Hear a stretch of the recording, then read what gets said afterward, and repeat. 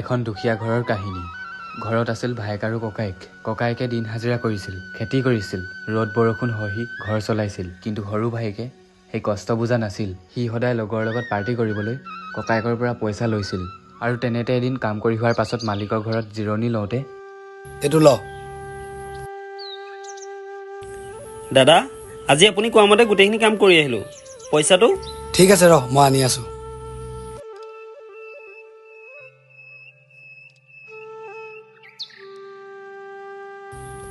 এইটো ল। দাদা, গোটেই পইচাটো নিদিলে যে? আজি ইমানখিনিয়ে ল। দাদা, ভাইটিক আজি মই কথা দিছিলোঁ।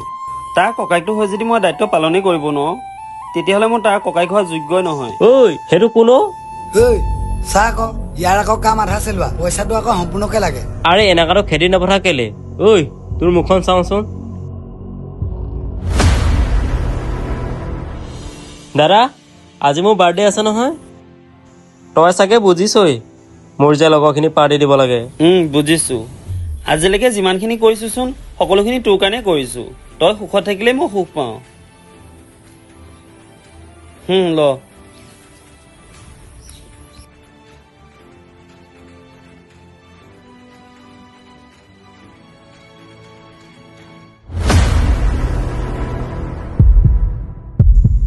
ঐ দাদা ৰচোন, আজিৰ পৰা তোৰ লগত ময়ো কামলৈ যাম। এইটো কাহিনী বাৰু ঠিক আছে, কিন্তু যিজনে নিজৰ সুখ ত্যাগ কৰি আপোনাক আগবঢ়ায় তেওঁৰ মূল্য সময় থাকোঁতে বুজক। পিছত অনুপাত থাকিলেও বহু সময়ত সেই সুযোগ উভতি নাহে।